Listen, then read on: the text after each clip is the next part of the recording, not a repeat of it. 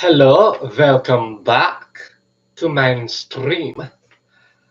So yeah, I'm doing a stream, guys. Um, yeah, like I said before, I've been trying to see about making this more of a regular thing, and you know, talk about certain things like involving entertainment, archery, that kind of stuff, and there. There is something I'd like to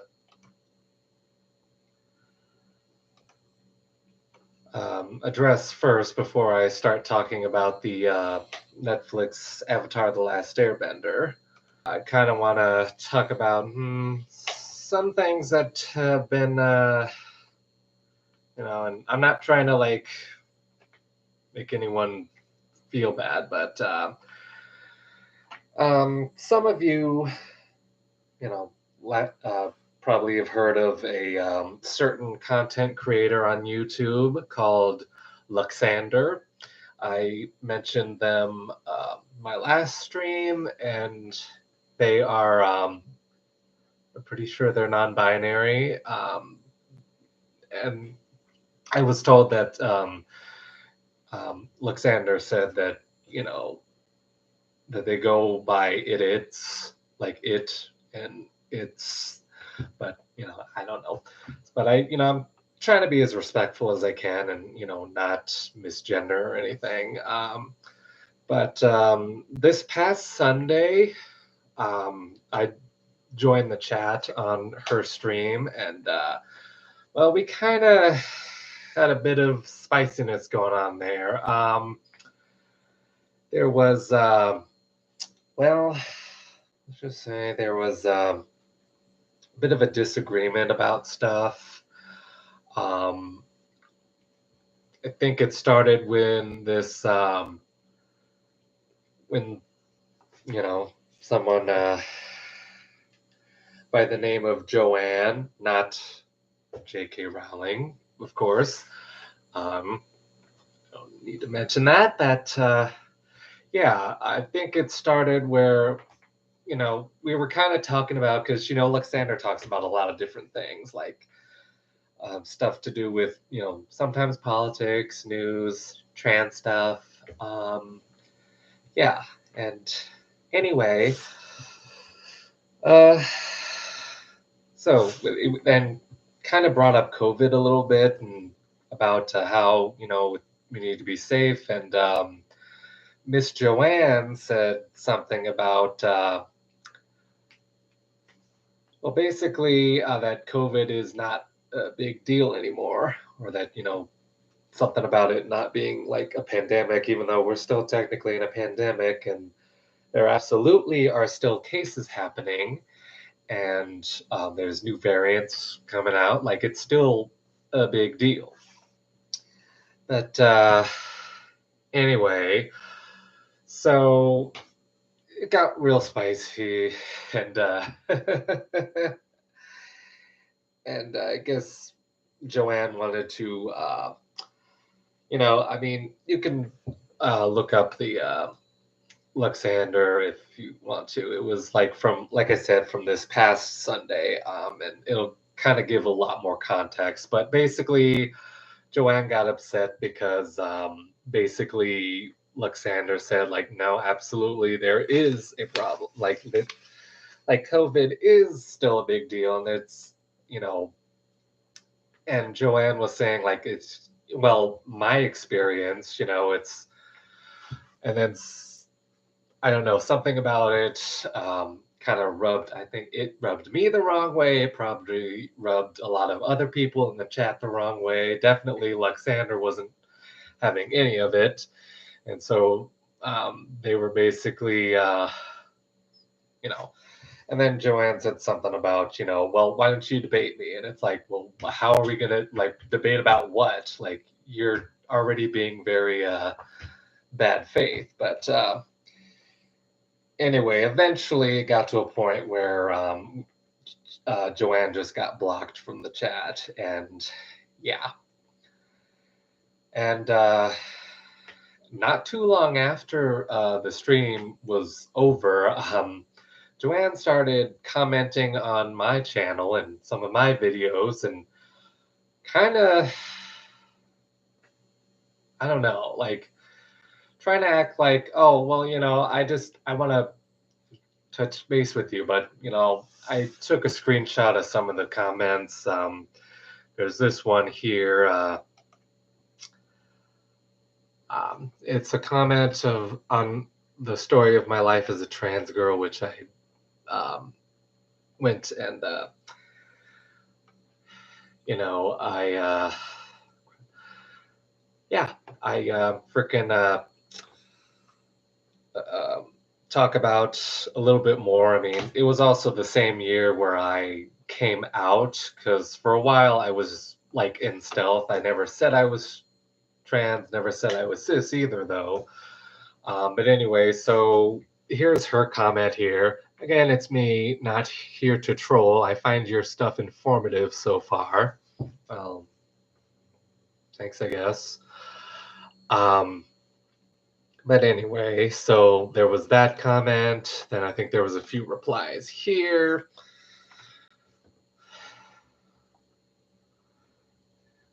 I think this was a response to I couldn't get like the comment that she was replying to, but I'm pretty sure it was this person who was I guess she was a trans woman who's been post-op since like the 1970s something, from what I remember. And I remember saying um,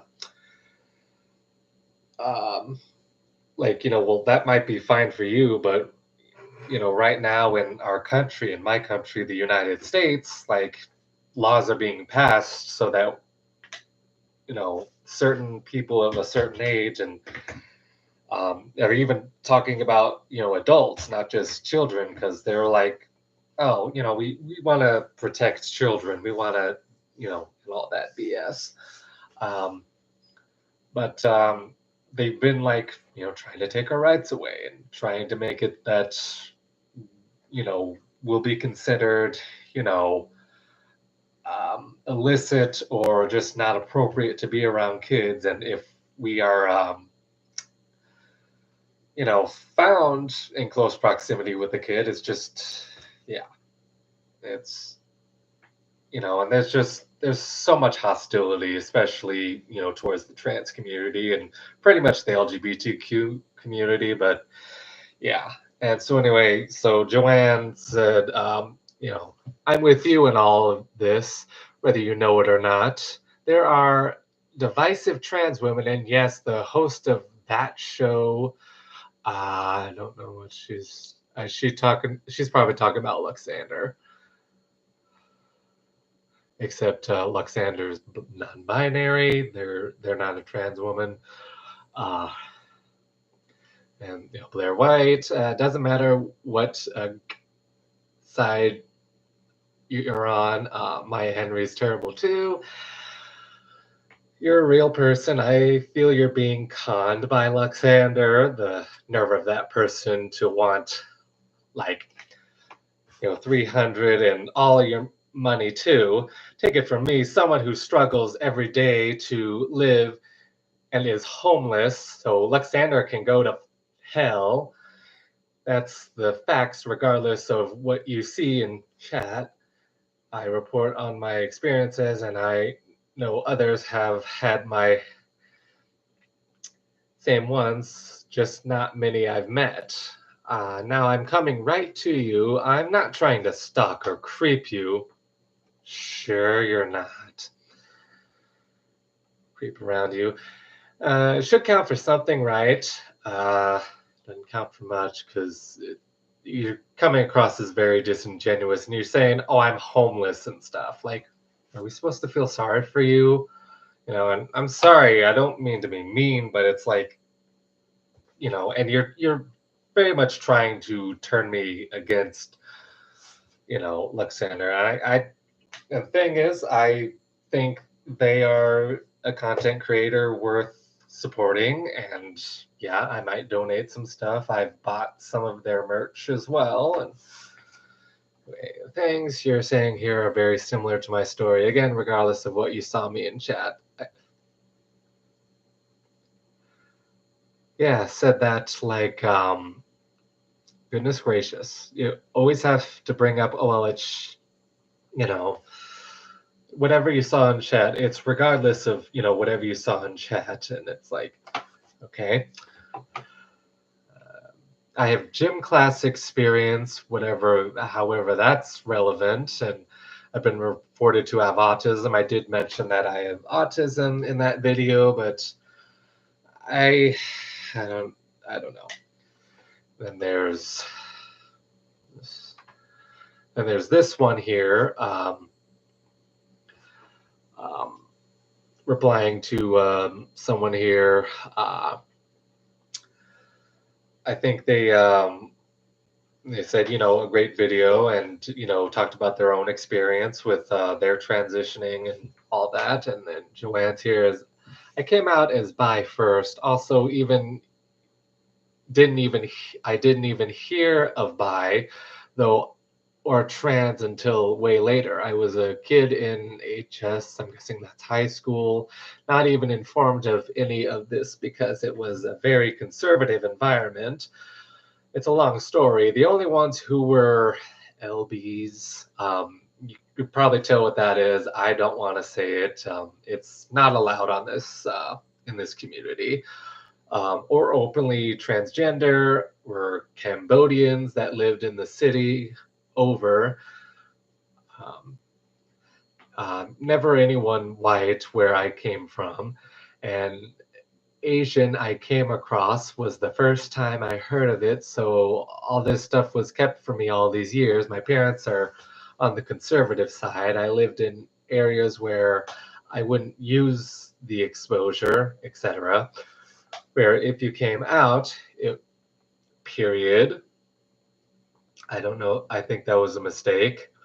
I think this here is supposed to be like a whole sentence here, where if you came out, it was a risk to other students. I don't quite understand that, but like it's a risk to other students. A few gays that were in the high school had to act like a-holes to fit in. And this was Massachusetts, I think, and not Missouri. Missouri is the state that I live in, of course. And so, yeah, but obviously, like, I try to make this community, like, my kind of, I guess, realm, my space here to be like safe and not so, using a whole lot of profanity and stuff. I used to do that quite a bit, but I've kind of backed away from it and tried to just, not be so. And as of today, I actually gained 300 up to 300 subscribers, and yeah, so I'm getting pretty close. I mean, I'll still need like 200 more to at least kind of sort of make this almost another part-time job, or and if I get a lot more than that, to like 1,000, which will show up as like 1K subscribers, then I could start making this more of my full-time job, and that would be nice. And I would be able to spend more time on making videos and other content and have it be good quality, because I don't want to just put whatever out there. I'd want to make sure that it's that, and it's something that you guys actually want to watch, and something that you guys want to really, something that you're kind of interested in. And so, and that's also where I have my Patreon. Again, no, so far nobody has like joined it. They haven't joined any of the tiers or donated anywhere there at all. But and that's fine, you know. Like I still have my part-time job where you know I'm still able to keep food on the table, so able to keep the lights on. Um, but I there was this one time where I felt like really on like I said I'm kind of on hard times and anything that you could contribute to my Patreon would be much appreciated. But again, you don't really have to. But this is what Joanne said here. On hard times lately, I hate to do this, but I really appreciate any kind of support. So you know, I was talking about my Patreon. Again, this was like last year, and she's commenting on it. She's like, okay, but as long as you don't expect someone to give you money just to have a conversation with you, when it's all off the table. That's what's wrong with the internet now. That's why more content creators need to leave YouTube, and Discord is a terrible site too.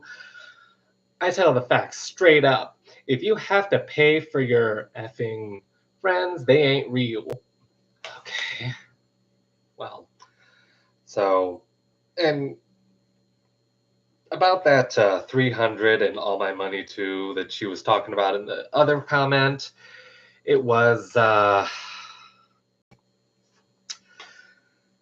look, because she just kept going and Luxander was like, you know, still kind of shutting it down and was like, come on, like, what are you talking about? And then she started, you know, Joanne started bringing up a bunch of random stuff like, hey, did you know about this? Do you know about that? What is this? You know, and just being so disingenuous and incredibly bad faith. And, you know, Alexander just kept, you know, showing that, hey, you know, because they, Alexander and myself as well, like we all know that, you know, COVID is still an issue. We have evidence on our side, and Joanne didn't provide any to suggest that, you know, to support her claim that COVID is not a big deal, because that's not right. That's not true. Like it's still happening. There's variants coming out, and it's and there was this joke about a humiliation fetish that that Joanne had kind of a humiliation fetish, and basically like what happened was when she got blocked, she ended up when Joanne got blocked, she I guess created a new account so that she could you know subscribe and then comment you know chat on the live stream, and we kind of knew it was her right away when she started acting all ridiculous, and it's like, and then Luxandra said like, you know, I can do like that humiliation ish whatever. I mean, it's your kink or whatever, and but I'm not going to do it for free this time, and so. Do you really want to talk with me again? Like, give me $300 because it's like, you know, again, it was kind of a joke. It wasn't really anything. And Joanne didn't really have anything like, you know, anything constructive to say, just got all defensive and then again started being very bad faith. And yeah, it's unfortunate. But anyway, so that's it. That's all I really care to talk about with that. But I do want to say, like, Joanne, like, you can still own up to your stuff. It's not too late for you. You can, you know, be enlightened and realize that, hey, you're not always right about everything and try to look up some sources next time. However, you said that you're homeless, so I don't know. But then again, like, how do you have access to a computer or a smartphone so that you're able to chat live on YouTube? Like, that's what I find a little unbelievable. So, yeah. So, I mean, just you can go ahead and sort your stuff out, but if you want to like come back, I'm pretty sure you can get back in the community's good graces. But until then, I don't know. So, anyway, after that, with that out of the way, I want to talk about the Netflix live action Avatar: The Last Airbender and kind of give some of my thoughts on it. And because I did watch the original animated show on Nickelodeon, and Nickelodeon is apparently partnered with Netflix to make this series. It was like years in the making as well. Um, and all I have to really generally, I guess, simplest way I can put it is the show is definitely a lot better than the M. Night Shyamalan The Last Airbender, which was absolute dog. Sorry. But yeah, it was awful. It was so awful. It was so awful. The way they pronounced the names, and also that there was a lot of whitewashing. Like, these characters are supposed to be of Asian descent, for crying out loud, and it's, you know, anyway, I don't want to get into that part. Like I said, I try to be a little more on the pleasant side when it comes to this. So anyway, I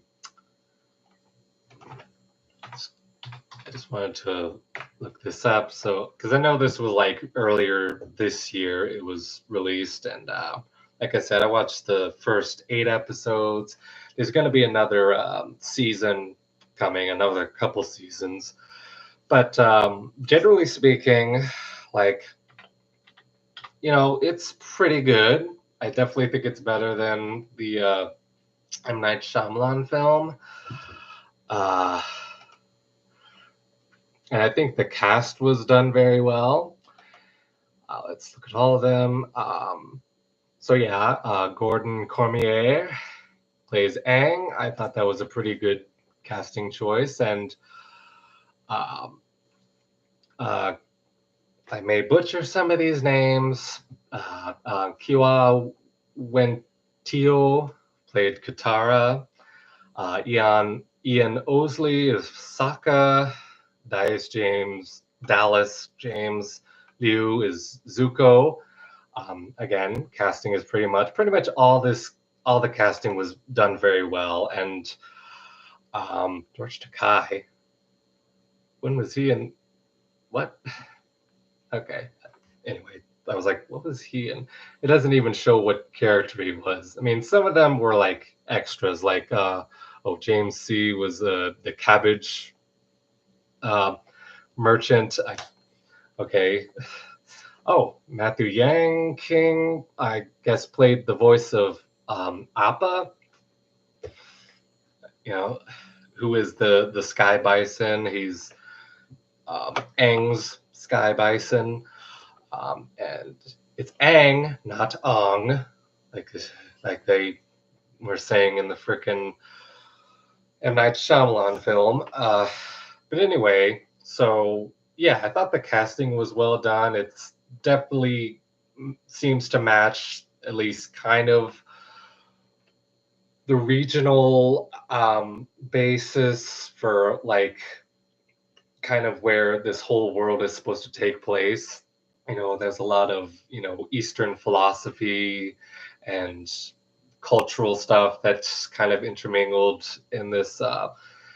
Very much, it's still a fantasy realm. Like, there's no real life nations. Like, there's, you know, the Earth Kingdom, the Fire Nation, the Water Tribe, and all of that. And, you know, again, it's a made up world, but it's definitely based around a lot of Eastern cultures. And as you can see, there's there was like a wide range here, especially when it comes to the you know, the sorry. Anyway, uh, so oh, 59 on Rotten Tomatoes. Uh, okay. Anyway, so I thought the casting was done very well. Some of the writing was, you know, again, it's based on the original animated series from, you know, back in like the early 2000s or like the mid to late 2010s almost kind of. But anyway, so yeah, it was pretty good. I know that, you know, it's kind of supposed to sort of be its own thing, but still also be rather faithful to the source material. So yeah, it's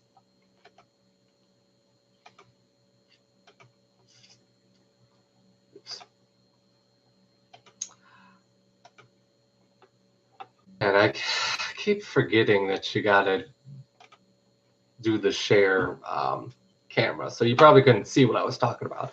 But as you can see, like, yeah, it's a definitely diverse cast in terms of different, I guess, Asian ethnicities, and yeah, and so I thought the casting was done well, and the writing was pretty good, and I think the costume design. Let's see if we got images here.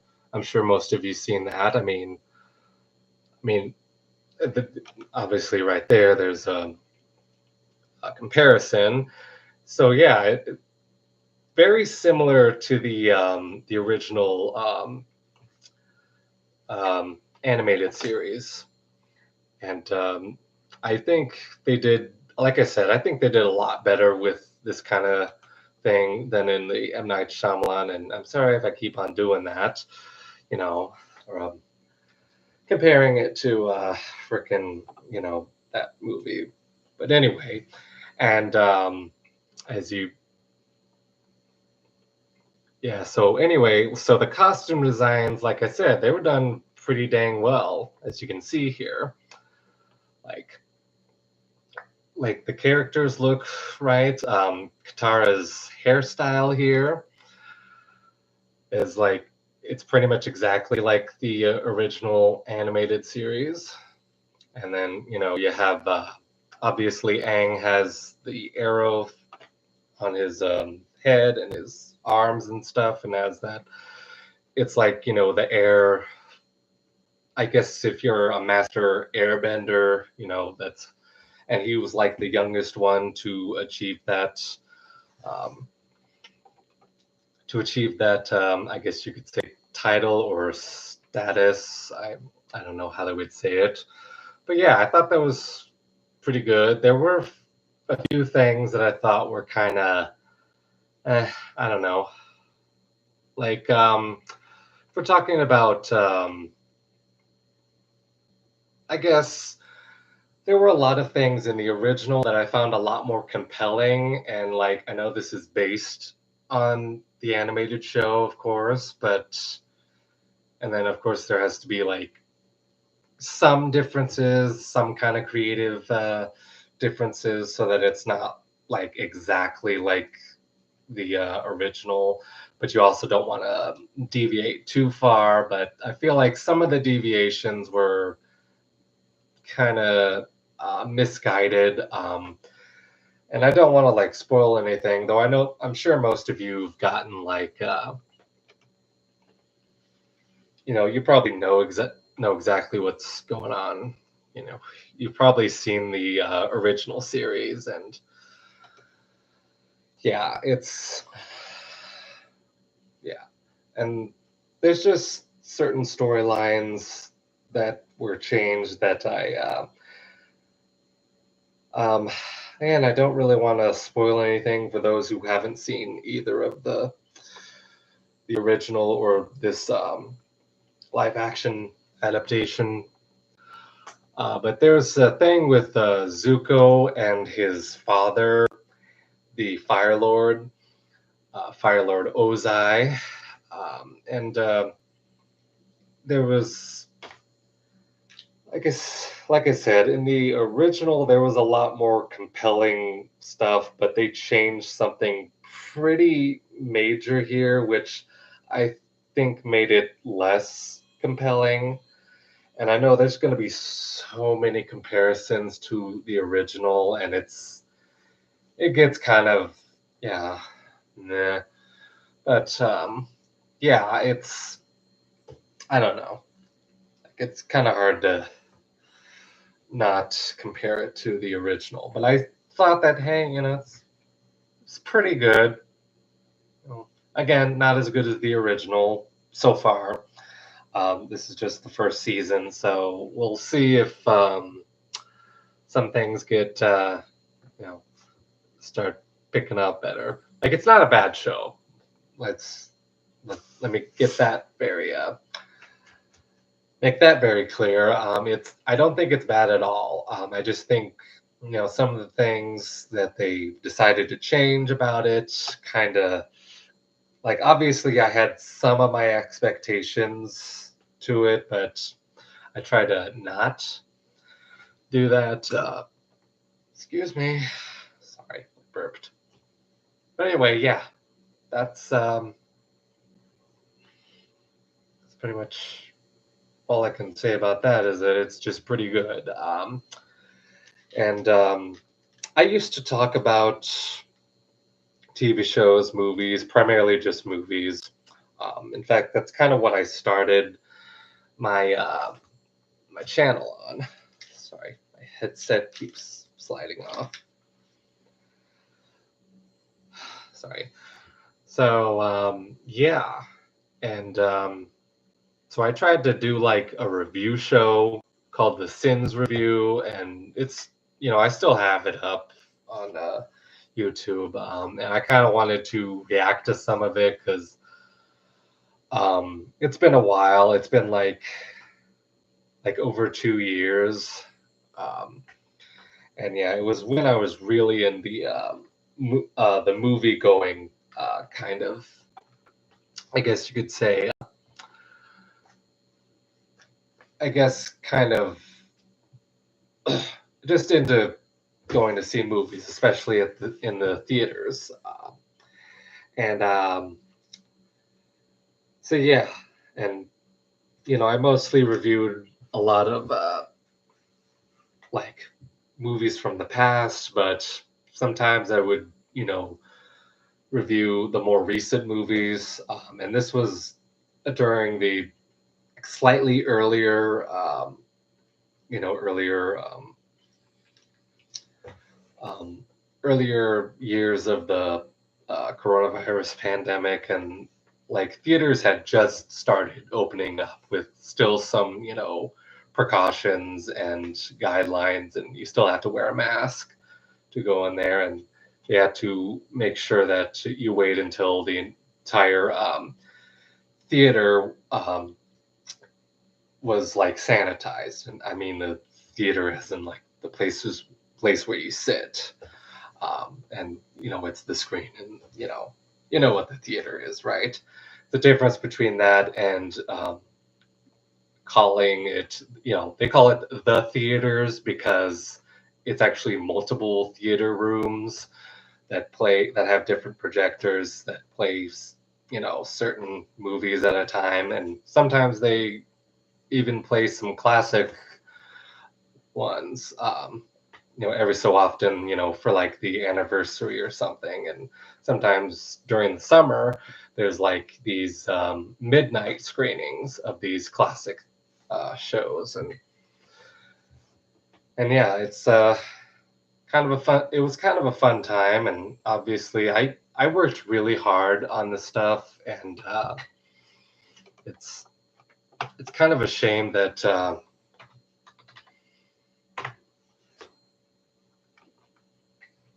It just didn't get a whole lot of attention.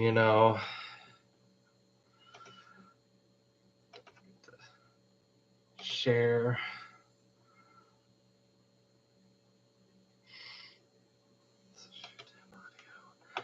So anyway, I kind of wanted to just go, a trip down memory lane channel.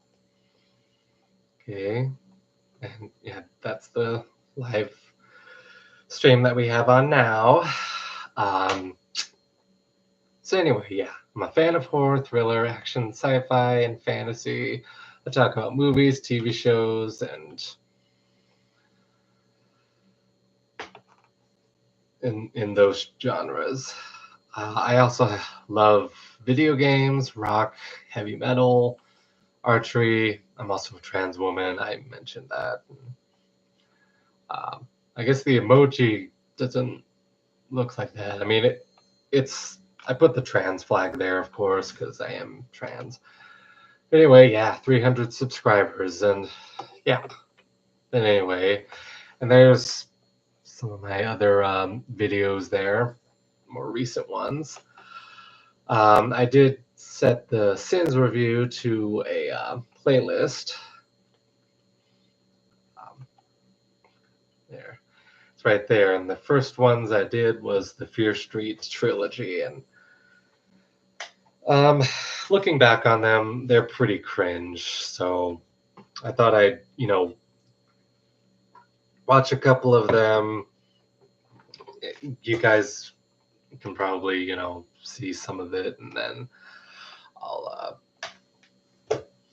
I don't want to, do all of them because in a way, I kind of do want to encourage you guys to check those out and then let me know if I should start doing that again. Because there was definitely no shortage of movies for me to review, especially since I was also reviewing some older movies, not just the more recent ones that I go to the theater to watch or that are new to Netflix and all that, because that's where Fear Street was. And so, anyway, here we go.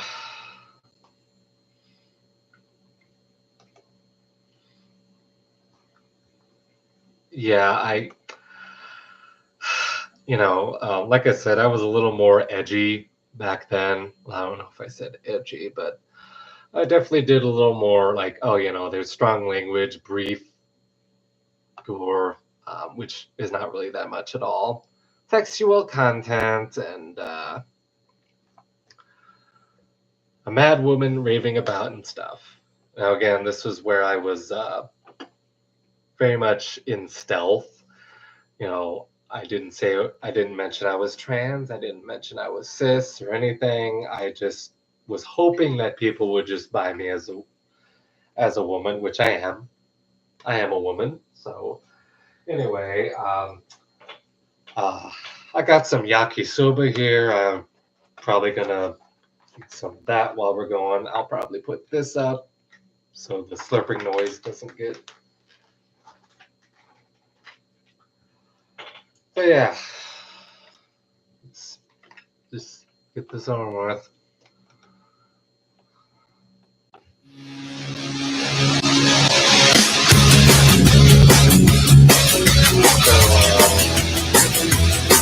Yeah, this is how I made these clips was obviously the Reface app. You can see the watermark like right there. And I used the UCut video editing app, which is it's available on the Google Play Store or in the Google Play Store.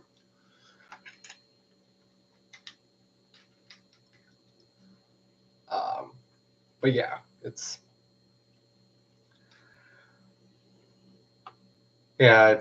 pretty cringe. And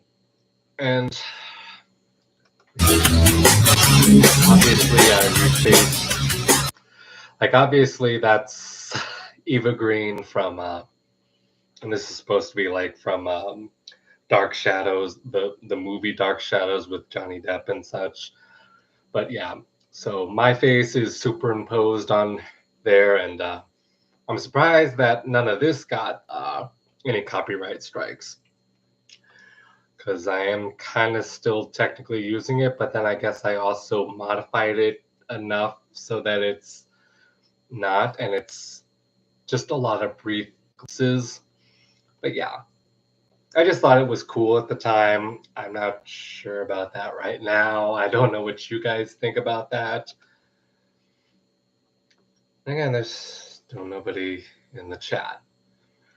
Yeah, I'm wondering if this is a good time to be doing like live streams, because I know that there's probably folks who are,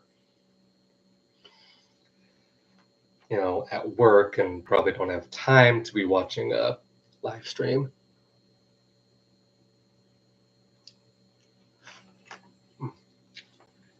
Anyway, and obviously I had to use free source music, and I just thought that, hey, this song kind of hits pretty hard, so yeah.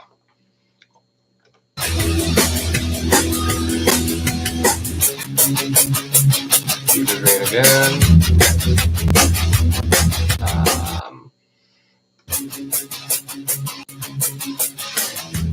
Boobies. And more boobies. Hello, and welcome to the Sins Review. I'm your host, Jackie Sins, and yeah, I only wish I had a body like that.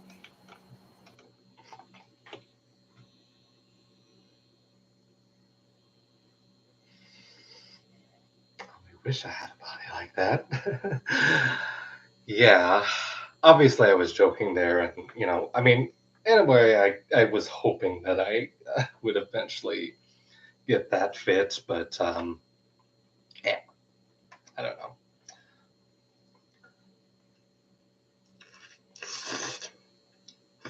Sorry. That's probably going to sound very disgusting with the slurping and stuff. But I just didn't want to have to step away to fix myself something, so I fixed something a little earlier and then just kept it closed up so that it was still kind of moderately warm. But yeah. Anyway, yeah, I'm definitely not going to get that body eating something like this, where it's all noodles, all carbs.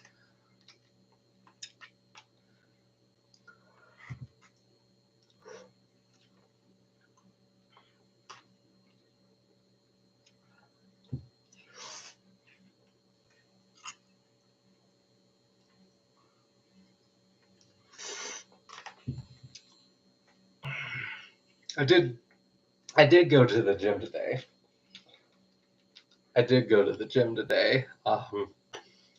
And I worked out pretty hard, and I was exhausted. I usually go there, and then if I need to go to the grocery store, I stop by and grab a few things, like TV dinners, milk, cereal, all the essentials.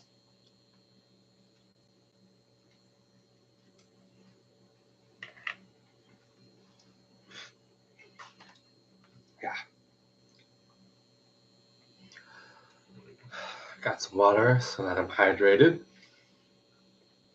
But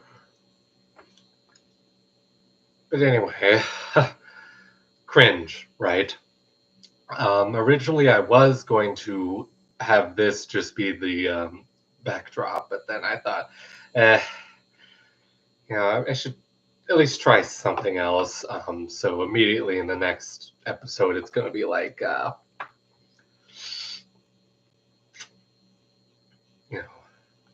I'm going to be pretty much downstairs in the basement, and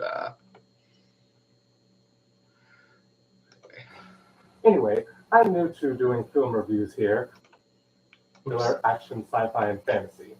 I thought I'd kick off my show by reviewing a horror movie, and then I thought, wait, Netflix's Fear Street trilogy is hot right now. My reviews are going to be spoiler-free, and you probably can't hear me too well. I didn't have I was figuring out how to use the microphone on the camera that I was using at the time, where it basically it was attached to it. It was it was like a camcorder, but it was also kind of sort of like the those news cameras, those big things that have that cameramen usually put on their shoulders like that, and there's like a big microphone like on the side or sometimes on top, and it kind of protrudes. You know what I'm talking about, right? Yeah. So, and then like now when I do videos where I'm like, you know, speaking and wanting to be heard clearly, I actually wear, you know, a smack. Oh, don't. Sorry. I used to like now I put a microphone like usually, especially since when I'm wearing a tank top like this, I kind of have to put it like that, and then just hope that I face it towards me enough, and that I'm able, like you guys are able to hear me just fine. But back then, I didn't know what the heck I was doing. Like I said, this was my first like episode of the Sins review, Jackie Sins, and yeah, I don't know. But anyway, yeah, I've rewatched some of these before, just going down memory lane and all that, and yeah, and if you can't tell, I have a remote which I actually use to control the camera in ways like I can make it snap a picture, or I can start recording and stop recording, and all of that good stuff.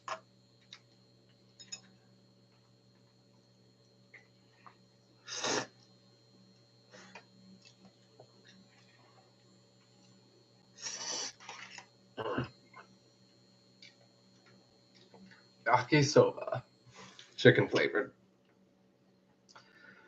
Anyway, yeah, so cringe. Not full-on analyses, so it shouldn't take too much time to talk about all three movies, right? To start off, these movies... You obviously saw the jump cut there, because I had to take a little break because I was like, what am I going to say after this? And then there are some times where I like, oh, I don't like how I said that, so I would actually delete it. And I also I used to write scripts for these things, and obviously you can see right here that's my script, and I actually had to read from it because I was not very well prepared. I was just kind of like, oh, I want to get this thing going, and I got one like, and I got sad, but then I still kept trying 30 more times. Well, technically 31. I had to delete one of my reviews because copyright claims. And even though it's like I was doing fair use and stuff, it's like, YouTube just doesn't know how to like utilize that, like how to really like say that, oh yeah, this is for sure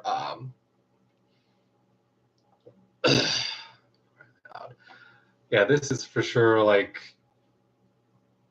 fair use, and it's like they're not copying the whole movie or whatever, and it's like, yeah, I mean, and I didn't use any clips here. Like, if this is literally just me talking about the movie and giving my thoughts on it and stuff like that.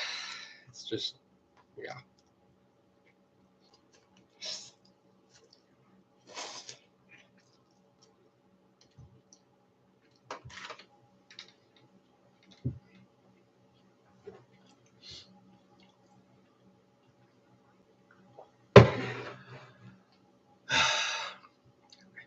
These are based on the books by R.L. Stein. So we all know what he's famous for. Goosebumps, right? The difference with Fear Street is that it's a... I feel like I was trying a bit too hard with some of that stuff. Like, I was trying to be like, ooh, trying to have, I guess, some kind of charisma, which it's very hard for me to do because I don't really have a whole lot of confidence like I should by now, especially with making all these videos. But you probably notice in some of my videos, I'm not always the most, shall we say, the most, I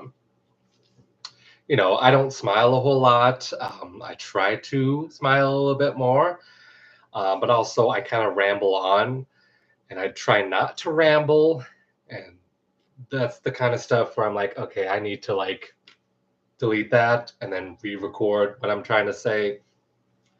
It wasn't like too big of a deal back then because, like I said, I wrote scripts for these episodes, which I didn't like read directly from. I didn't. I mean, here I kind of do sometimes, but yeah, I try to, not be so. Not be so uptight, but of course here I'm like I'm trying. I am a little uptight. I'm kind of a little bit on the nervous side, and obviously the camera quality. I mean, technically that's a 4K, but I don't think I had it set to 4K, so like it was a 4K capable camera.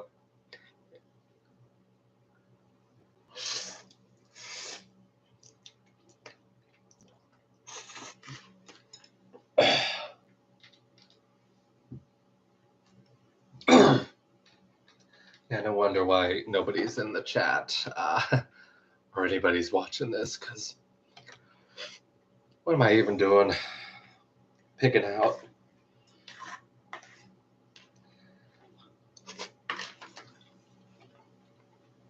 Essentially, the R-rated version of that. R-rated Meaning, Goosebumps. it's got all the blood and gore that you would expect in the likes of Friday the 13th and Halloween. It's also got plenty of shits and fucks and... Watch your mouth, young lady. Watch your mouth. There's no children here. Yeah, I always decide to be like, yeah. I always say that my videos they're not made for kids. Obviously, they're not necessarily inappropriate, though. Most of these are probably not quite appropriate for little kids. I mean, I don't want, like, it was never about like,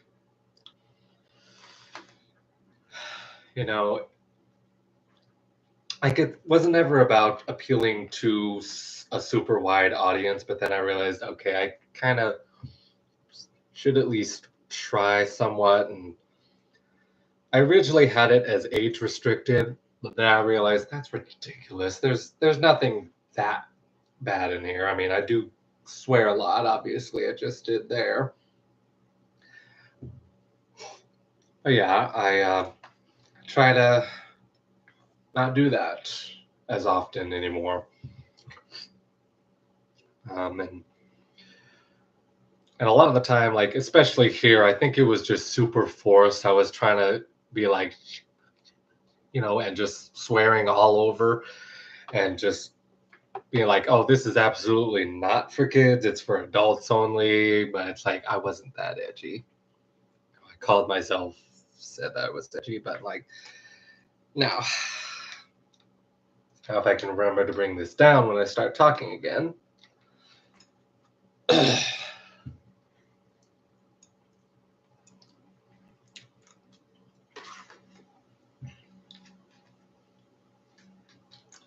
Might as well call this I should probably change the title to Noodle Stream.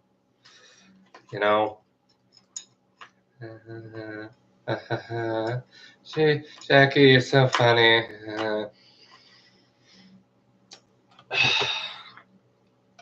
Shit fuck.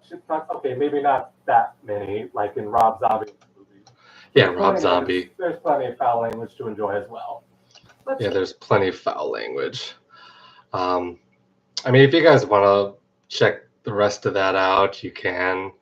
But like I said, in my next review, it was, this is upstairs. But for the next one, it's like, come on, Friday the 13th, the original 1980 film.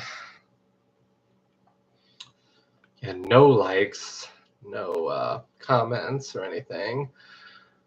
It's unfortunate. And yeah, we can skip through that. And yeah, the Jason mask and all that. And, the way I did my hair back then. Hello, and welcome to a special Friday the 13th edition of the Sins Review. I'm your host, Jackie Sins. So I wanted to start this segment where I, of course, review the Friday the 13th film on the actual day of life.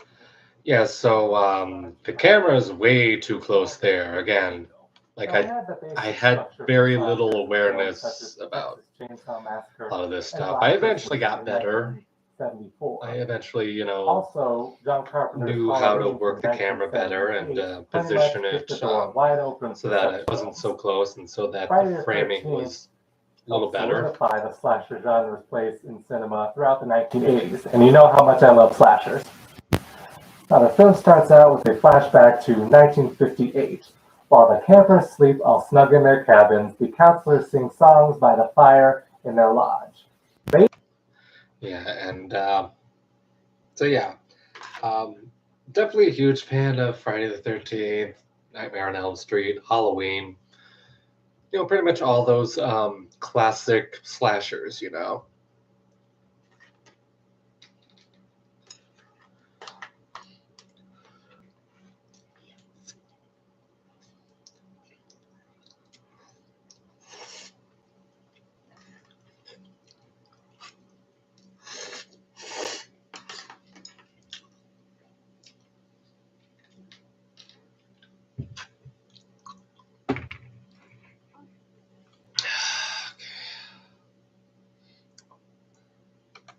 Later, two counselors go up to the attic to bone. They are interrupted by an unknown assailant. The boy is stabbed in the gut, and eventually the girl follows suit. Now, with this being a slasher...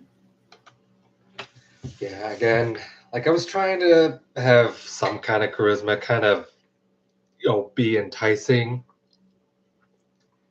to some extent. Sorry about that. The heck is calling me at this hour? Who am I kidding? It's just almost 4 o'clock. Anyway, so yeah, like the way I'm talking here, like I've kind of overcompensated, but then later on, I definitely see that I didn't really have as much of that. Like I basically had zero range, zero charisma, because like I was like, oh, am I trying too hard? But then I overcompensated for trying too hard, but not trying hard enough. And I'm afraid that, most of my videos here are probably going to be like super boring, and there's just going to be an inconsistency to them. And that's what I got from rewatching some of these.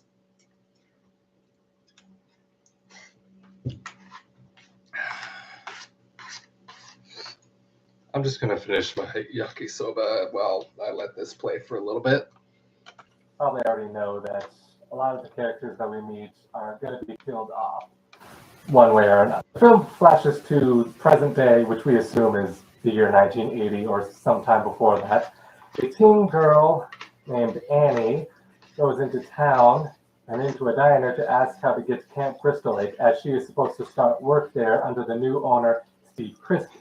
The locals call that place Camp Blood. A truck driver offers her a lift.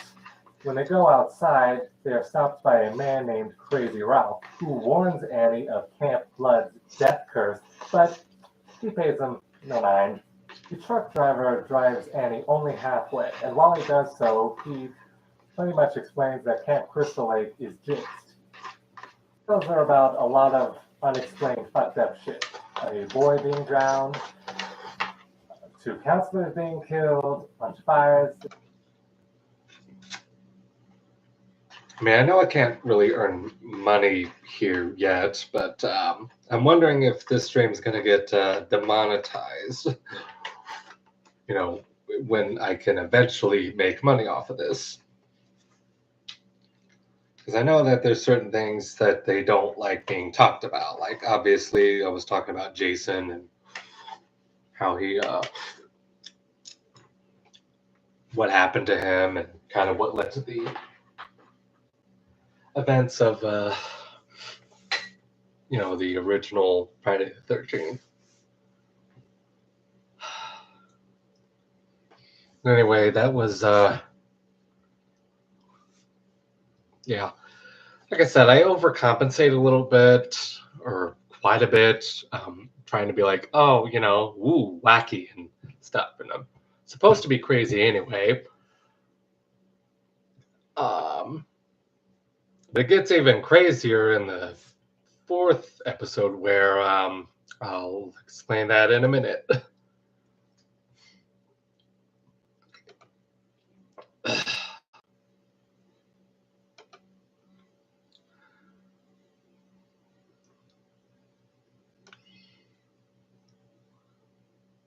Oops. Sorry. I'm so used to doing this stuff on like the phone that when I'm now on the computer, where I kind of have to be. But anyway, here's where it gets crazy. Oh, movies. Sorry. Hello and welcome to the Sins Review. I'm your host, Jackie Sins. Yeah, I'm a vampire now. Yeah, vampire now. Originally, I wasn't going to go that route. I was just like, you know, I'll be some kind of. I definitely the whole thing with the black and white flannel shirt. Like that was definitely a part of kind of my regular. I guess you could say my regular outfit for that specific thing that I was doing.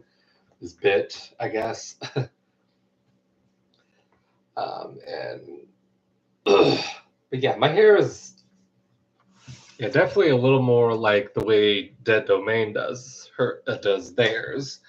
It's usually bleached, and there's usually an undercut of some kind, or side cut. I think it's an undercut.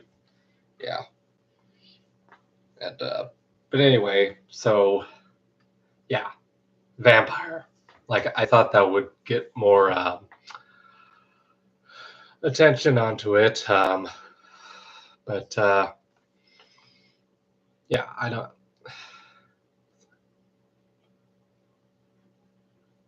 But again, it was a lot of inconsistencies. I mean, most of them don't have any likes. Some of them have like 1 like. Some of them are like have much more views. Like I think my review of the Matrix Reloaded. How many views we got there? Yeah, that's almost 1,000, whereas most of them are like less than 100 views. But yeah, more people and more people also hit the like button too. It's got 6 likes. I guess that's the only one they liked. They didn't even want to watch any of the other ones, or. But anyway, yeah. So I was a bit cringe then, and I don't. I'm still have those so that people can, if they want to, they could go ahead and watch them if they want to, but no pressure, of course. I mean, I would like to hear from you guys to see if like there's any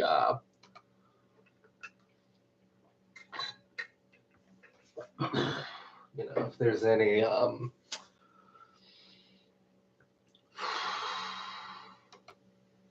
if there's any like interest in me trying to do some of this again.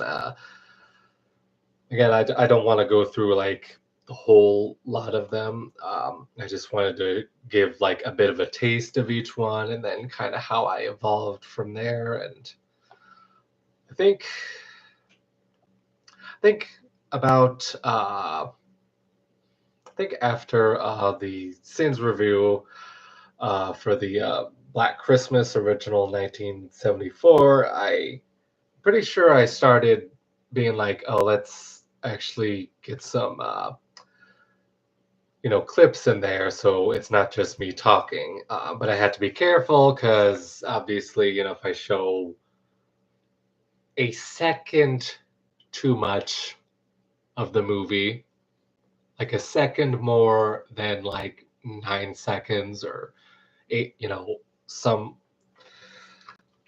then it's like, oh, I gotta cut that down, and then I have to rearrange it here, or then I gotta sometimes have to take it out entirely. And I did a review for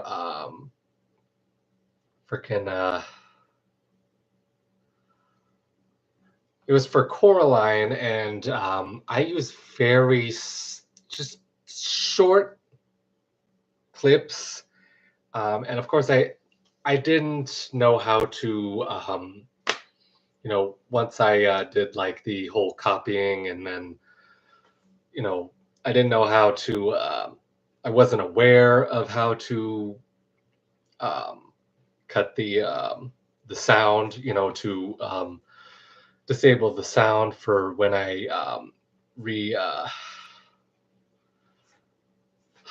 what's it called? For when it's I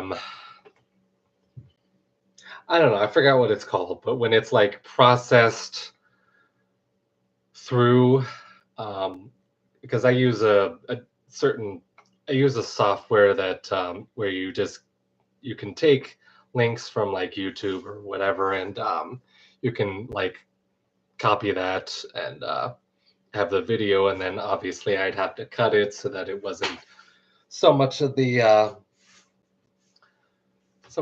clip from the movie, and yeah. But it was like really hard. I mean, I had to like make sure I was careful, but I just couldn't get around the Coraline thing. And each time I appealed it, they were like, "Nope, nope, nope. We still have a copyright claim," which is super annoying. Like what? Like that really it really grinds my gears, that they wouldn't let me do that. And I was pretty dang proud of that review until it got a copyright claim on it. I was like, I thought it was fine, but then I'm like, okay, I guess I have to just get rid of the whole thing because I don't want them making money off of me, doing my thing, reviewing and stuff, reviewing movies. But obviously, I don't do that much anymore. I may sometimes talk about, like, obviously, I talked about the Netflix Avatar: The Last Airbender because I still want to do that. I still want to talk about movies and TV shows, and they're another of my passions, along with archery and other stuff. But yeah, I don't know. I don't know what else to do there. Yeah, we're about an hour and 10 minutes almost. I don't know if I want to go too much longer than that. But yeah, that's just kind of a taste of some things, and it would be nice if I could, because again, I do still have my part-time job, and it's something that like obviously I have a schedule that I need to work around, and I, try as I might, I need to do what I can to like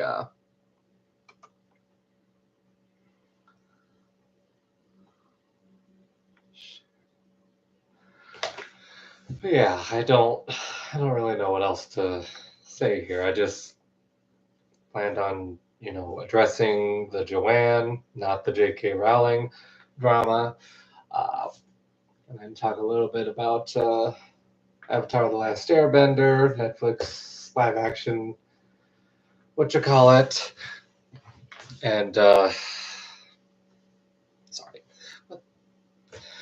yeah, big titty lady videos on the internet. For crying out loud! I don't know.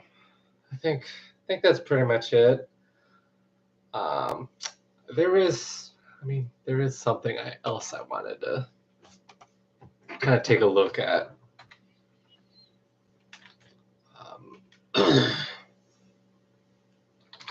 YouTube again.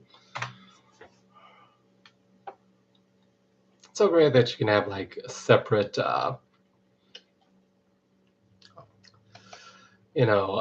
tabs for the same website, but you're able to do that and have the stream here, and then have the screen share.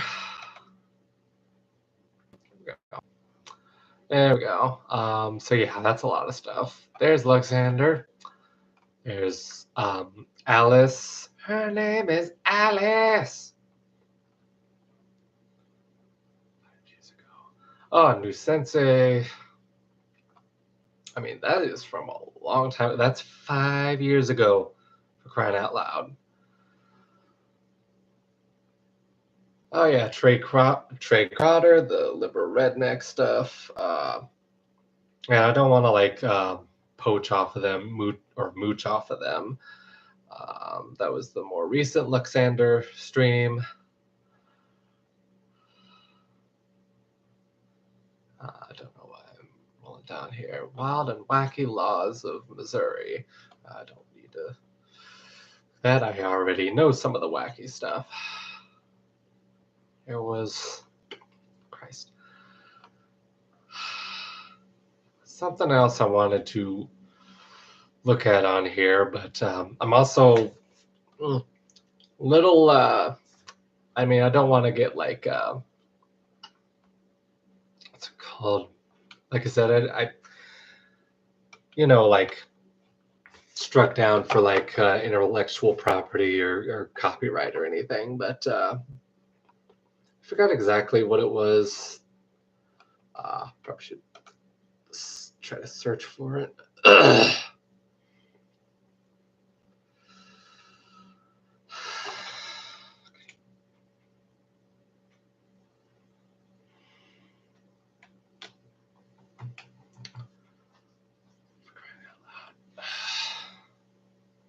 See, I can't even like remember what it was that I wanted to do. It was crying out loud. And I'm sorry for all this stuff in the background with the very political stuff, and I mean, obviously there's important stuff going on with activism and trans community and pro Palestine, and being anti being against people being G-sided. I don't know if I want to, if I have to say that word, but G side, against Israel's G side of the Palestinians. That's definitely a lot of awful stuff, and I'm sorry if any pro-Israeli folks are watching this. Well, you clearly need to educate yourself on issues. It didn't just start on October 7th. I don't really want to talk about that stuff, but it's like it's there, so it's hard not to have it in my mind. But yeah, I don't know. I forgot. I think what I was gonna do was look at some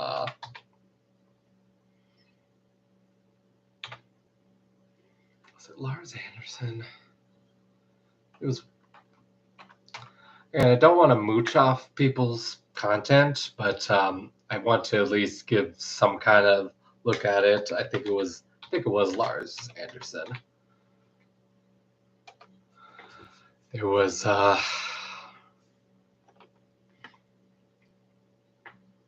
possible yeah.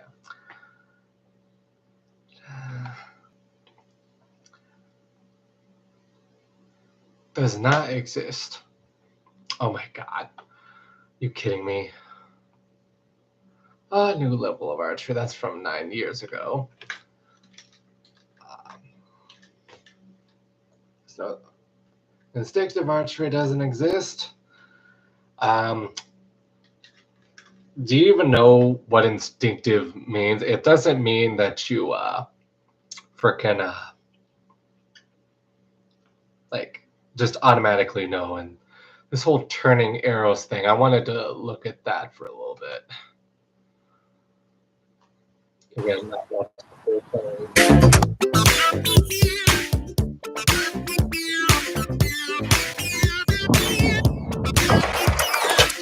Okay. Arrow flight paths can be manipulated and can change direction within the air.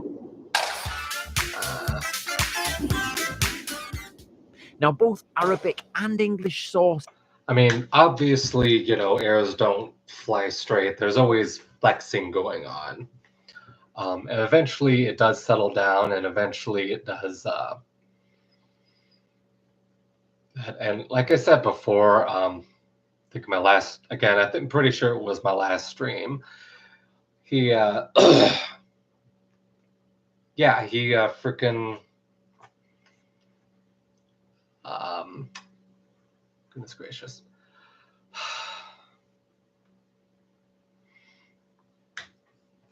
Sorry. I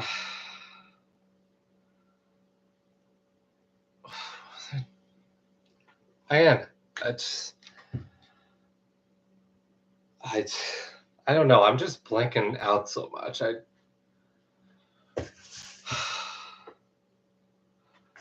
Okay, the bow that he uses is still relatively low draw weight. So I mean, this is again it's really not like combat archery or war archery, because you would have to use like a war bow, because back then people were still wearing like frickin' armor, like steel, not steel, but probably a mixture of steel, maybe it was probably bronze and a bunch of other stuff, but definitely there would be like plate armor, and as we've seen before, like it's hard to do that. It's like that's why they had to have heavy war bows, like 100+ pound draw. I mean, we can look at some of that too. I mean, again, I don't want to move both record much. that an arrow can hit a target behind an object.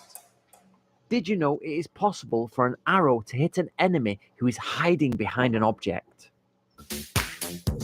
Ricocheting. The records also describe a form. But obviously, you gotta do some calculations with the spine and such, okay? And obviously, there is a different way you release the arrow. But again, this is not like ancient stuff. This is like more modern day trick shooting. That's what it comes down to. So I wanted to kind of address some of that stuff, like turning arrows. Like obviously there's tricks you can do to do that, and it's impressive, but stop presenting it like it's historical stuff. It's not. Okay? Stop acting like that's what I don't get about this stuff. Like obviously it's cool to look at. Obviously he's very talented, but just stop misrepresenting what you're doing, okay? It's not historical. Okay, it's not combat archery, all right? Lars, come on now.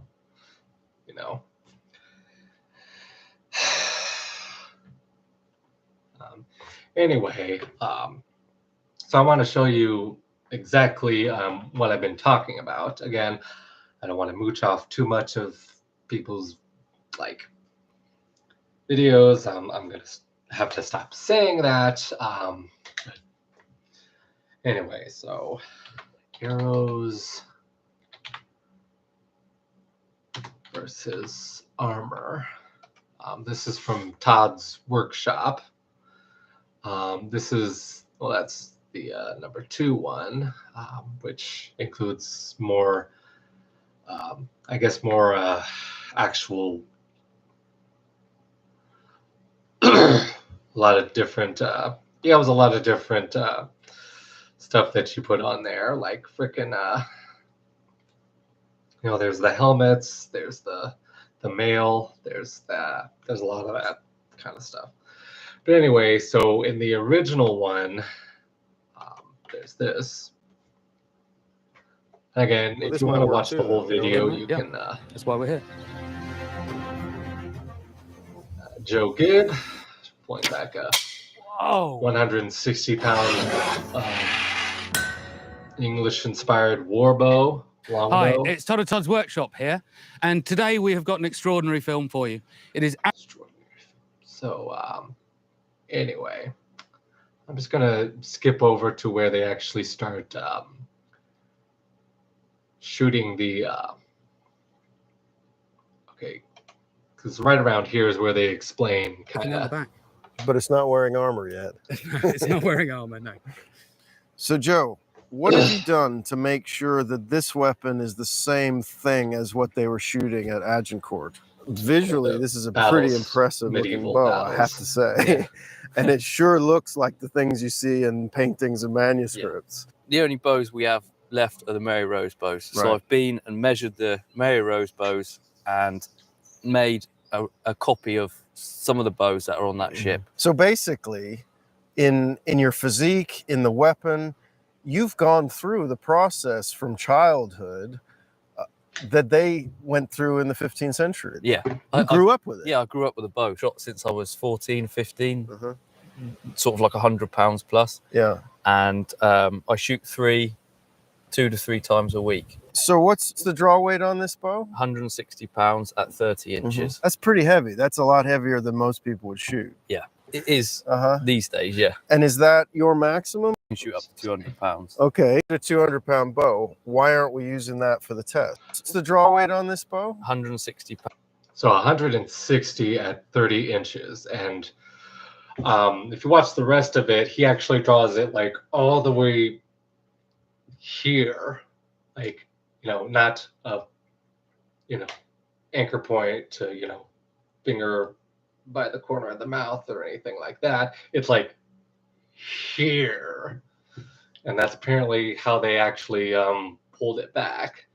And it wasn't like always anchored like to the trowel here, but he had to anchor it pretty much there, and you'd have to release it, and that would cause a lot of force to go back like that. And so yeah, but even Pounds with at 30 inches. 160, That's pretty heavy. That's a lot heavier than most people would shoot. Yeah, it is Uh-huh. these days, yeah. And is that your maximum, or can No. you shoot higher? I can shoot up to 200 pounds. Okay. So if you can shoot a 200-pound bow, why aren't we using that for the test? I feel this is probably an average weight Uh-huh. for the Uh-huh. medieval period. With a 200-pound bow, after 6 arrows, I'm knackered. Can't Yeah. shoot a bow. But with 100, I mean, that's a good point. You know, obviously, you know, you don't want to overbow yourself, which that's already what he's doing. But anyway, yeah. 60-pound bow, I can shoot all day and I can shoot accurately. Right. Yeah. And let's not forget, after you've shot all your arrows, you still have to be in good enough shape to get your sword out or your axe or your whatever and Exactly. fight hand to hand. Yeah, exactly. You don't want to be knackered. You want to still have a bit of energy left so you can Yeah. do the business. Excellent. Okay. These are the arrows we're using for the test. I got to say, just having come in and looked at these for the first time, they're really impressive just as objects.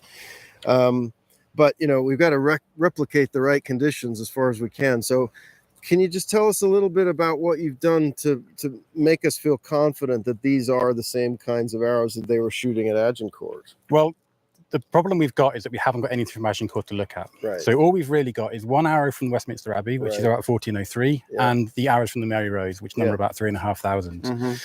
The Westminster Abbey arrow is a really tiny arrow. There's Mhm. no way they were using that for armor penetration. Mm-hmm. So all we've got to look at are the Mary Rose arrows. Mhm. Called They've all, well, pretty much most of them have got a 1/2-inch shoulder and they taper to a certain degree. And the 1/2-inch shoulder allows you to have a fairly large head. So we do have archaeological. So basically, obviously, you wanted to use a good, heavy, tough arrow, probably made out of like a very strong metal that wouldn't bend too much. Sometimes those would be iron. Sometimes they would be, I think it was pretty much iron. But again, you can watch most of this. But let's get to the point where he actually shoots the armor like head on, pretty much. I think, yeah, he hits it like, he misses the plate armor and hits like the mail there.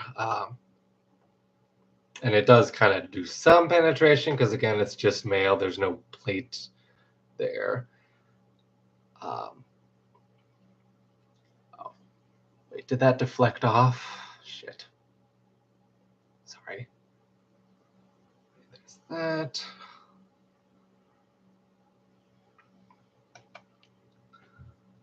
The turned edge and just made a bit of a mark and then skipped down underneath it. That's the next hit. There's a real deep dent there. Yeah. But it's then skated off without punching through. That's kind of a weird. But not brittle. That was the peak. Sorry. So what we've done is we've backed off from that slightly and we've gone for a 0.5% carbon steel. And you have heat treated it. The original was air cooled. Right. So the whole piece has been heat. Thing you're wearing. And back Yeah. rather than going through them. Yeah. Okay.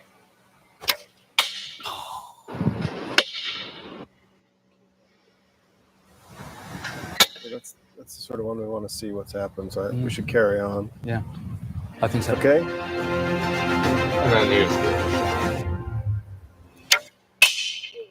he obviously no real penetration. I mean, there's a dent, obviously.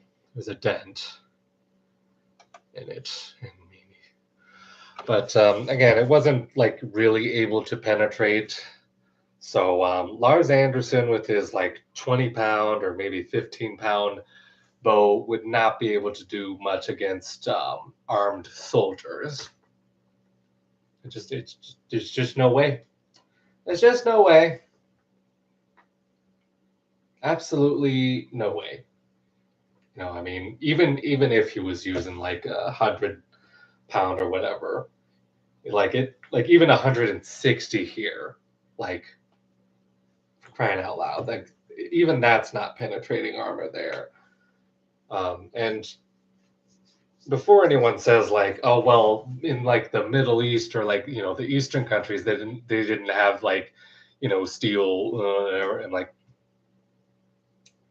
come on, like educate yourself. Like they did have substantial armor eventually. They didn't, like, maybe it wasn't plate like this, but it was definitely enough to withstand like a lot of force.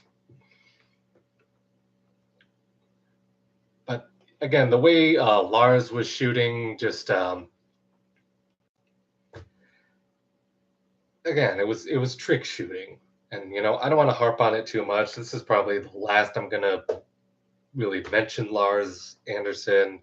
Again, this is archery stuff. Like I'm fairly passionate about it, and just like it's something that I think folks need to get absolutely straight. Like that's like what he's doing is not historical stuff. It's not some lost form of ancient archery. I mean, could there have been times where, okay, back then before they had armor, probably, but then they wouldn't be able to, there probably wasn't the tools to make a super substantial like weapon, like a bow, like a self bow or something kind of on the primitive side. But anyway, that's what I wanted to talk about. And it took me a while to remember. I apologize, but yeah. Anyway, so I think that's pretty much it for me.